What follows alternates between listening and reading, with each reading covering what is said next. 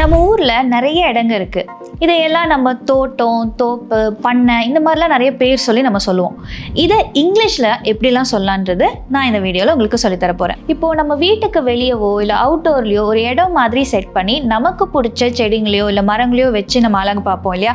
So அந்த இடத்த வந்து நம்ம கார்டன் அப்படின்னு சொல்லுவோம். ஸோ இதுக்கு ஒரு example, she spends her weekends tending to a flower garden.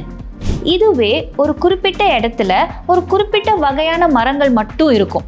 அதாவது ஒரு தென்னை மரமோ இல்லை வந்து ஒரு வாழை மரமோ இந்த மரங்கள் மட்டும் இருக்கும். அந்த இடங்களை நம்ம grove அப்படின்னு சொல்லுவோம். இதுக்கு ஒரு example, we picnicked in a shady grove of coconut trees. இதுவே பழங்களை மட்டும் வளர்க்கறதுக்காக ஒரு இடம் அமைச்சிருப்பாங்க. அந்த இடங்களை நம்ம வந்து ஆர்ச்சர்ட் அப்படின்னு சொல்லணும். இதுக்கு ஒரு example, their family owns an apple orchard that they harvest every fall. ஒரு பெரிய இடம் இருக்குது, அந்த இடம் ஃபுல்லாக நிறைய மரங்களும் செடிகளும் மிருகங்களாம் இருக்கும். ஸோ இதை தான் நம்ம காடுன்னு சொல்லுவோம். இதே இங்கிலீஷில் ஃபாரஸ்ட்னு சொல்லணும். இதுக்கு ஒரு example, the vast forest is home to many species of wildlife. இதே ஒரு குறிப்பிட்ட இடத்துல வெறும் மரங்கள் மட்டும் இருக்கும். இதை நம்ம இங்கிலீஷில் woods அப்படின்னு சொல்லணும். இதுக்கு ஒரு example, we went for a hike in the woods behind our house.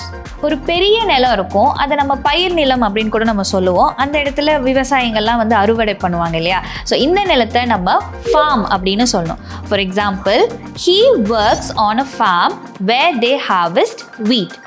இதே ஆடு, மாடு, கோழி எல்லாம் வளர்க்குற இடத்த நம்ம என்னன்னு சொல்லுவோம்னா ranch அப்படின்னு சொல்லுவோம். For example, the cattle ranch covers thousands of acres across the valley. ஒரு இடத்துல நிறைய வகையான பூச்செடி, செடி எல்லாம் வளர்த்து விற்கவும் செய்வாங்க. அந்த இடத்த தான் நம்ம நர்சரி அப்படின்னு சொல்லுவோம். For example, she bought a rose plant from the local nursery to plant it in a garden. ஒரு பெரிய இடம், அந்த இடம் ஃபுல்லாக புல்லாக இருக்கும். ஸோ இதை வந்து நம்ம புல்வெளின்லாம் சொல்லுவோம். ஸோ இதை இங்கிலீஷில் meadow அப்படின்னு சொல்லணும்.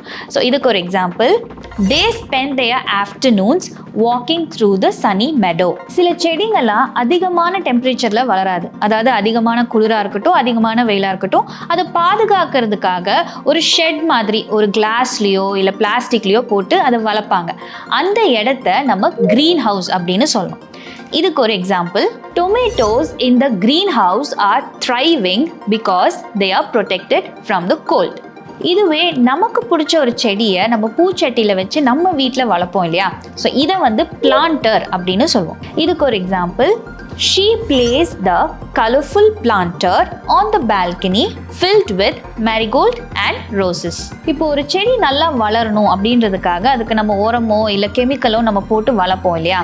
ஸோ அதை வந்து இங்கிலீஷில் ஃபர்டிலைசர்ஸ் அப்படின்னு சொல்லணும். இதுக்கு ஒரு example, he applied fertilizers to enhance the growth of his vegetable garden. நம்மளோட வீட்டுக்கு வெளியவோ இல்லை ரெஸ்டாரண்ட்லையோ இல்லை பார்க்லையோ வெளியே ஆர்டிஃபிஷியலாக சின்னதாக ஒரு ஃபால்ஸ் மாதிரி செட் பண்ணி வைப்பாங்க டெக்கரேஷனுக்காக. இதை வந்து இங்கிலீஷில் ஃபவுண்டன் அப்படின்னு சொல்லணும். இதுக்கு ஒரு example, the city park has a beautiful fountain that lights up at night. இந்த பறவைகள்லாம் கூடு கட்டும் இல்லையா?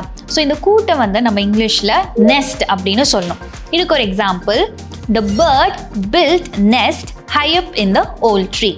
இந்த வெயில் காலத்துலலாம் இந்த குருவிங்க, பறவைங்கள்லாம் ரொம்ப தாகமாக இருக்கும் அப்படின்றதுக்காக வீட்டுக்கு வெளியவே சின்னதாக ஒரு பேசின் ஸ்டாண்டோடு வச்சு தண்ணி வச்சு கொடுப்பாங்க.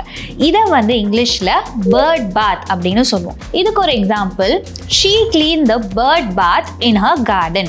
இப்போது ரோட்லலாம் நம்ம குழி இருக்குது அப்படின்னா தண்ணி தேங்கி நிற்கும் இல்லையா மழை பெய்யும் போது, அதை இங்கிலீஷில் puddle அப்படின்னு சொல்லணும். இதுக்கு ஒரு example, after the rainstorm the children splashed in the puddle. இந்த மாதிரி நிறைய விஷயங்கள் இங்கிலீஷில் நீங்கள் தெரிஞ்சுக்க இங்கிலீஷ் பார்ட்னர் யூடியூப் சேனலை உடனே சப்ஸ்கிரைப் பண்ணுங்கள்.